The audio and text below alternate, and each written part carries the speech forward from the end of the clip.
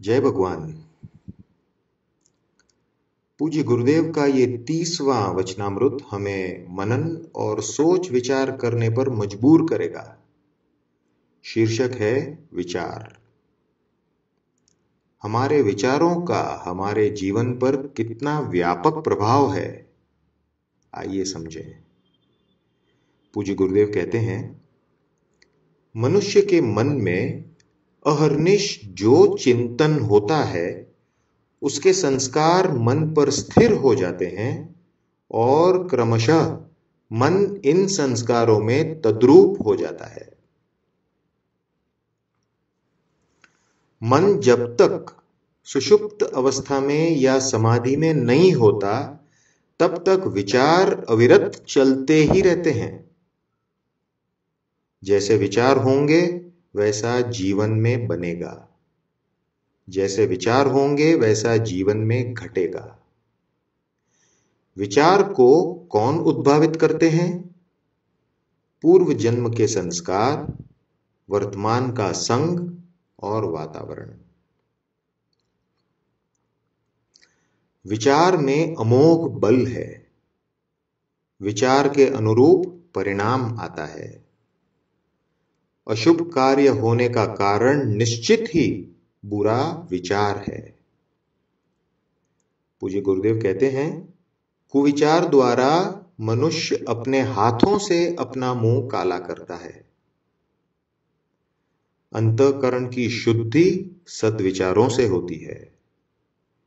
मानव जीवन की सार्थकता और यथार्थता सात्विकता में है। विचार सदैव उदात्त रखने चाहिए। संसार है तुम्हारे चित्त की गति, अर्थात तुम्हारा चित्त ही संसार है। जितनी ज्यादा चित्त की गति उतना ज्यादा संसार। चित्त की निश्चलता अर्थात स्थिरता ही मोक्ष है।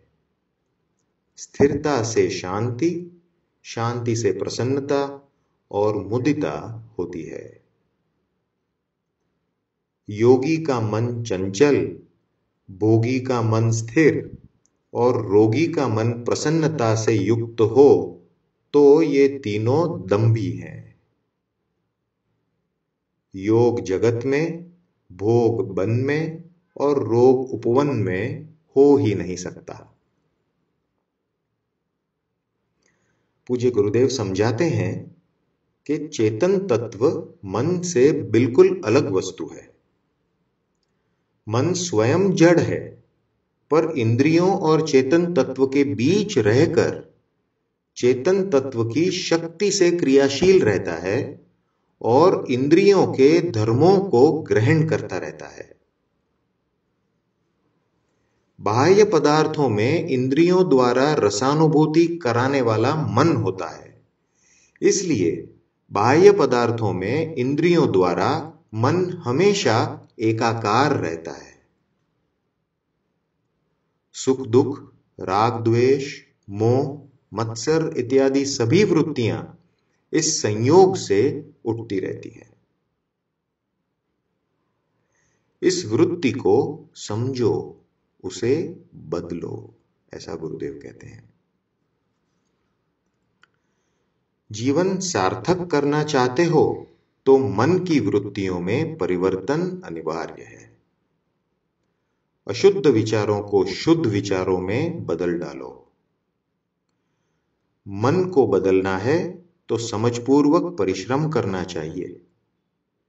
इसके लिए स्मरण रखो कि जब तक क्रोध, ममत्व, राग आदि का मन को सहयोग मिलता है तब तक मन का स्थिर होना निश्चित ही असंभव है। मन की स्थिरता के लिए वैराग्य और अभ्यास की परम और प्रथम आवश्यकता है। प्रयत्न पूर्वक सतत काम होना चाहिए।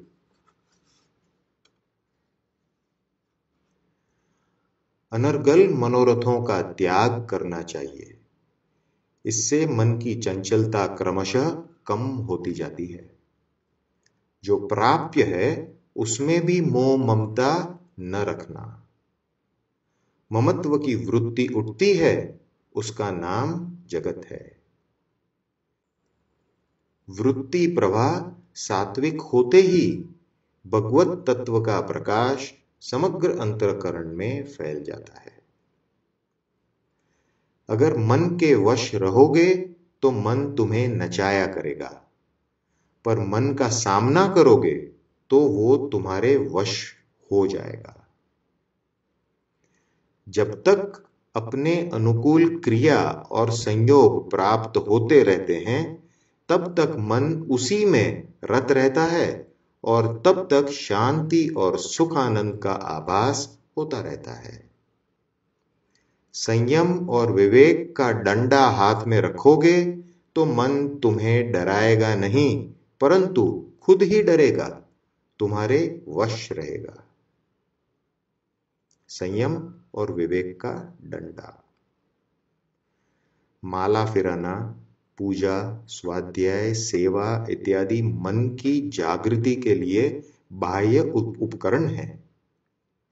बाह्य में ही यदि हम संतुष्ट रहेंगे और समझेंगे कि हम भगवत कृपा प्राप्त करेंगे, तो ये भूल होगी। जब तक कुविचार और कुकर्म का त्याग नहीं होगा, तब तक ये सब दंभ है। जब तक दंभ है, तब तक भगवान हमसे बहुत दूर है, ये निश्चित जानना। पूज्य गुरुदेव कहते हैं, मन द्वारा ही मन का नाश करना होगा। नाश यानी मन को संकुचित परिधि में से बाहर निकालना। मन को विशाल व्यापक बनाने के सिवा कोई उपाय नहीं। मनोनाश का अर्थ है स्थूल में अनुरक्त मन को सूक्ष्म तत्व का अनुरागी बनाना। स्थूल में अनुरक्त मन को सूक्ष्म तत्व का अनुरागी बनाना। इसके लिए सर्वोत्तम भाव को उत्पन्न करना और उसकी वृद्धि पुष्टि करना। मन की समाप्ति जगत की समाप्ति है। जय गुरुदेव।